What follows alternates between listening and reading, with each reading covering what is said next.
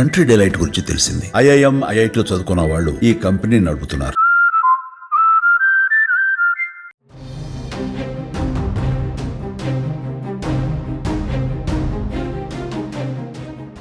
AP deputy CM Pawan Kalyan పైన criminal case.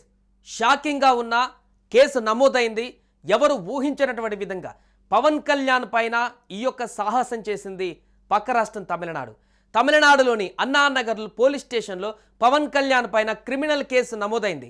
గత నెల పవన్ తమిళనాడు మదురైలో నిర్వహించిన మురుగ భక్తర్గల్ మహానాడులో పాల్గొన్న విషయం తెలిసిందే. పంచగట్టుకొని విభూది పెట్టుకుని ఆ వేడుకలో పాల్గొన్నారు పవన్. ఇక ఆ సభలో పవన్ నిబంధనలను ఉల్లంఘించారని, మత విద్వేషాలను రేకెత్తించేలా ప్రసంగం చేశాడని అడ్వకేట్ వాంజినాథన్ అనేటువంటి వ్యక్తి పోలీసులకు ఫిర్యాదు చేశాడు. దీంతో పోలీసులు పవన్ కళ్యాణ్ పైన 196, 299, 302 అండ్ 353 సెక్షన్ల కింద క్రిమినల్ కేసులను నమోదు చేశారు. మతం, ప్రాంతం ఆధారంగా విద్వేషాన్ని రెచ్చగొట్టేందుకు పవన్ ప్రయత్నించాడని, ఆయనతో పాటు అన్నామలైపై కూడా కేసు నమోదు చేశారు.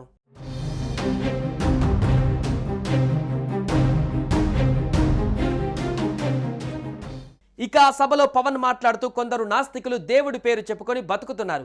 కేవలం హిందూ మతాన్ని అడ్డం పెట్టుకొని విమర్శలు చేస్తున్నారు. క్రైస్తవులు, ముస్లింస్ వారి మతాలను ఆచరించవచ్చు, కానీ హిందువులు తమ మతాన్ని ఆచరిస్తే మాత్రం తప్పుపడుతున్నారు. హిందూ ధర్మాన్ని, హిందూ దేవతలను చులకన చేస్తున్నారు.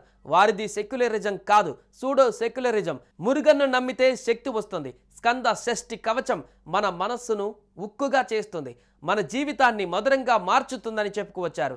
అంతేకాకుండా సనాతన ధర్మం పైన ఉదయనిధి స్టాలిన్ వంటి డిఎంకే నేతలు చేసిన విమర్శలపైన పరోక్షంగా స్పందించారు. ఎలుకలు ఎన్ని ఉన్నా ఒక నాగుపాము బుస కొడితే మొత్తం పారిపోతాయని చెప్పుకువచ్చాడు. హిందువులను ప్రశ్నించిన విధంగా అరేబియన్ నుంచి వచ్చిన వారిని ప్రశ్నించే దమ్ము ఉందా అని ఫైర్ అయ్యాడు.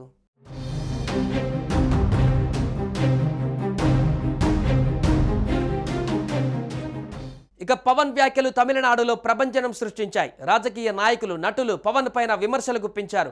నటుడు సత్యరాజ్ అయితే పవన్ పైన మండిపడ్డాడు. దేవుడితో రాజకీయాలు చేయవద్దని వార్నింగ్ కూడా ఇచ్చాడు. దేవుడి పేరుతో రాజకీయాలు చేయాలనుకుంటే ఊరుకోం.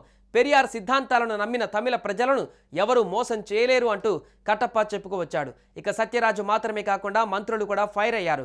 ఒక డిప్యూటీ సీఎం హోదాలో ఉన్న వ్యక్తి ఇలా మాట్లాడడం తప్పు అని వారు భావిస్తున్నారు. ఇక ఇప్పుడు ఈ వివాదం కోర్టు కేసు వరకు వెళ్ళింది. మరి పవన్ దీనిపైన ఎలా వివరణ ఇస్తారో చూడాలి.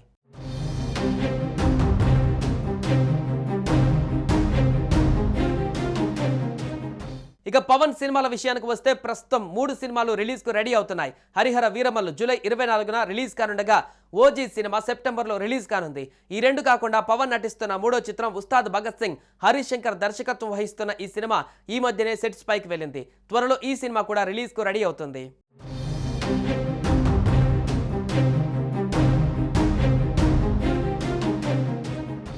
సుమన్ టీవీలో మీ పర్సనల్ అండ్ బిజినెస్ ప్రమోషన్స్ కోసం కింది నెంబర్కి కాంటాక్ట్ చేయండి.